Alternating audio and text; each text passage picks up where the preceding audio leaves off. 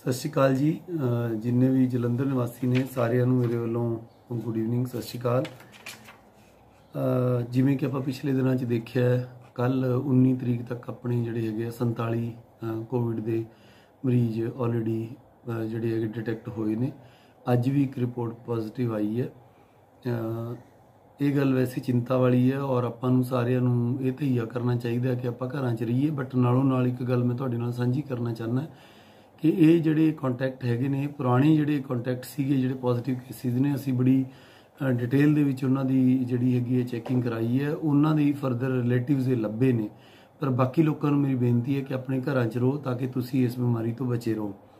हुण क्योंकि कल 20 तरीक सीगी ministry of home central government और पंजाब सरकार वालों विचार करने उपरंत जिहड़े प्रवासी मजदूर ने उन्हां दी समस्यावां नूं ध्यान विच रखदे होए ये फैसला लिता गया है कि कुछ एरिया दे विच जिहड़ी इंडस्ट्री हैगी है वो मैं डिटेल तुहानूं दसूँगा। वो इस शर्त ते चल सकती है या तो जिहड़ा इंडस्ट्रीलिस्ट हैगा वो जिहड़े 10 या 10 तो वध जिहदे कोल मजदूर ने या तो उन्हां दे मजदूरां दे रहण दा प्रबंध आपदी फैक्ट्री च करेगा और उत्थे ही उन्हां दा खाण पीण दा सोशल डिस्टेंसिंग दा दवाई बूटी दा सारा शेल्टर सारा प्रबंध उत्ते होएगा।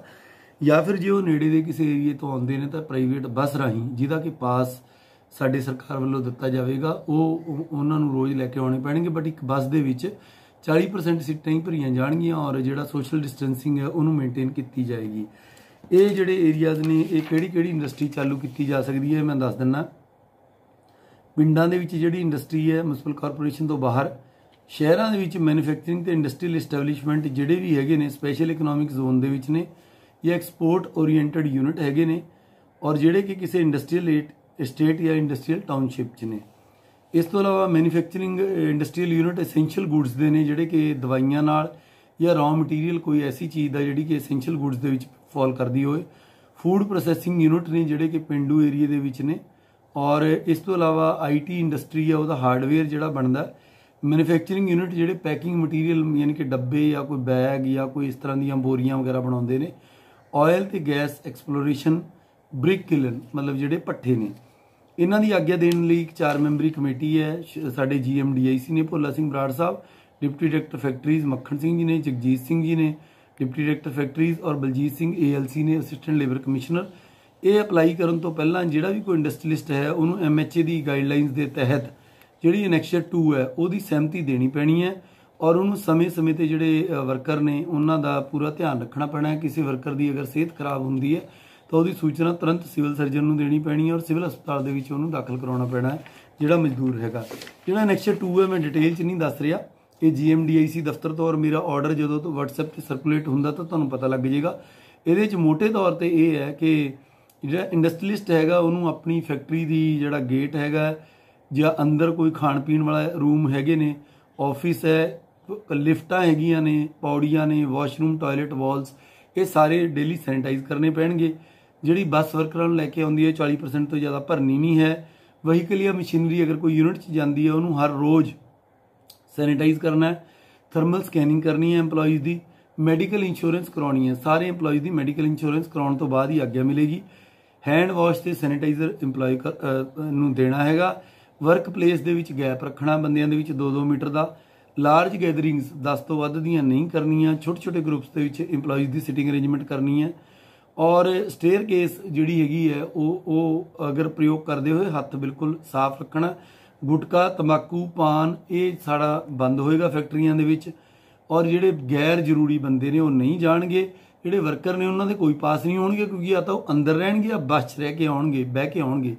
जिहड़े बसां दे पास ने वो GM DIC ऑनलाइन अपलाई कराउणगे और ये जिहड़े हैगे ने साडे SDM साहब अप्रूव करनगे। और जिहड़े ये नाल दी नाल अगर किसी की सेहत खराब होंदी है ये सानूं दसना है सिविल हस्पताल नूं और सारे इंडस्ट्रीलिस्टां नूं इस ते पहला सहमति देनी पेगी। फिर एक कमेटी है जिहड़ी उत्थों दी फैक्ट्री विजिट करके अगर उन्हां दी तसल्ली होएगी फिर ही इहनूं चलाउण दी आग्या दित्ती जाएगी। और चलाउण दी आग्या ये नहीं कि हरेक एरिए च होवे। जिहड़े साडे 48 केस आए ने जिहड़े एरिए च पॉजिटिव केस आए ने उन्हां नूं असीं कंटेनमेंट जोन घोषित किया हैगा। उस कंटेनमेंट जोन दे विच कोई भी फैक्ट्री या कोई भी काम कोई करफ्यू चो ढिल नहीं दी जाएगी। ये एरिए शहर दे विच 12 एरिए ने, पिंडां दे विच 4 एरिए ने। इन्हां दे नाम मैं पढ़ रहा। शहर दे विच हैगा Anand Vihar, Vivekananda park, Kaliya colony, Subhash Nagar, national park, शांति विहार, अशोक विहार, गोल्डन एवेन्यू, गली नंबर 2 रविदास नगर, गुरु अमरदास नगर, सब्जी मंडी झुग्गियां। फिर इस तो अगे दूजा एरिया है राजा गार्डन एक्सटेंशन, महाराजा गार्डन, तारा सिंह एवेन्यू। उस तो अगे रविदास नगर, चंडीगढ़ मुहल्ला, शिवाजी नगर।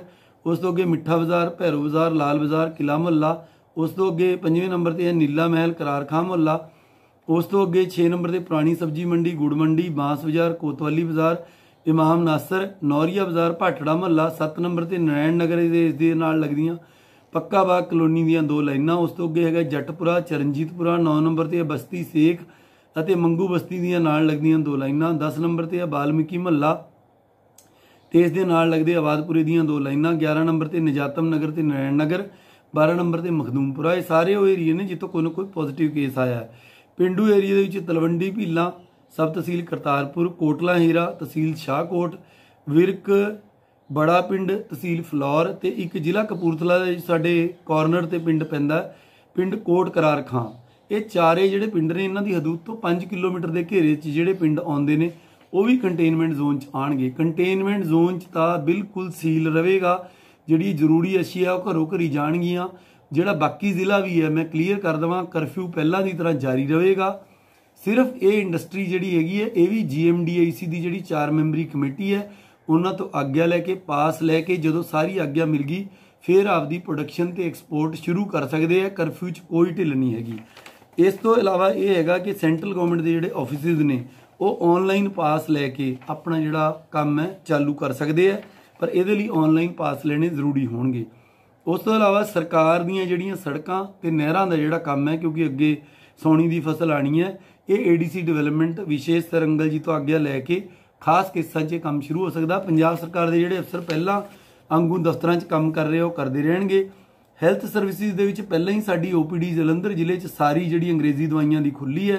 इस दे नालों नाल आयुष, आयुर्वेदा, होम्योपैथी, यूनानी सारे ये डॉक्टर भी आपदी OPD खोल सकते हैं। वैटरनरी डॉक्टर भी आपदी OPD खोलणगे और इन्हां दे जिहड़े आपदे हस्पतालों के आइडेंटिटी कार्ड है वही पास मन्ने जाणगे। इन्होंने वखरा पास लैण की कोई लोड़ नहीं हैगी।